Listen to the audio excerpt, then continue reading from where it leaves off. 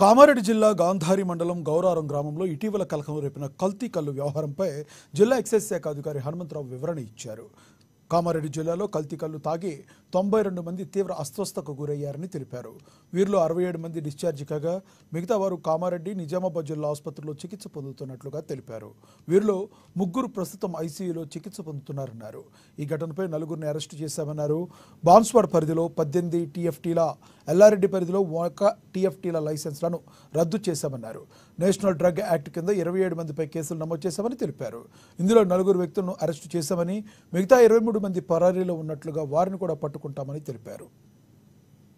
92 మంది పేషెంట్స్లకు సంబంధించినటువంటి వాటిలో ఆల్రెడీ 65 మంది తీవ్ర స్వస్థతకి వచ్చిన తర్వాత వాళ్ళని హాస్పిటల్ నుంచి డిశ్చార్జ్ చేయడం జరిగింది.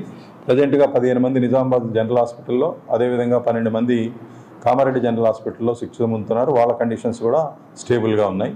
అదేవిధంగా ఈ కేసుకు సంబంధించి బాన్స్వాడ స్టేషన్ పరిధిలో 18 టీఎఫ్టీల పరిధిలో, అదేవిధంగా ఎల్లారెడ్డి స్టేషన్ పరిధిలో 1 టీసీఎస్కి సంబంధించినటువంటి ఎక్సైజ్ చట్ట ప్రకారం వాళ్ళ మీద చర్యలు తీసుకోవడానికి వాళ్ళ యొక్క లైసెన్స్ని సస్పెండ్ చేయడం జరిగింది.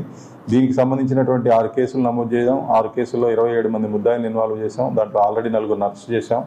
దీనికి సంబంధించినటువంటి 1125 లీటర్ల అడల్టరేటెడ్ తాడిని ధ్వంసం చేయడం జరిగింది ముందు జాగ్రత్త చర్యగా. అదేవిధంగా 50 గ్రాముల ఆల్ఫ్రాజోలం సీజ్ చేశాం.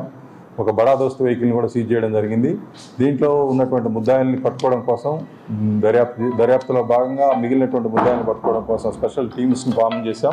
అతి త్వరలో వాళ్ళని పట్టుకొని రిమాండ్ చేయడం జరుగుతుంది. ఆల్రెడీ అరెస్ట్ అయినటువంటి ముద్దాయిల్ని రిమాండ్కి పంపించాం. శాంపిల్స్ని ఎఫ్ఎస్ఎల్కి పంపించాం. We are waiting for the report of the FSL report రాగానే వాటికి సంబంధించినటువంటి లైసెన్స్డ్ దుకాణాల మీద తదుపరి చర్య తీసుకోవడం జరుగుతూ ఉంది.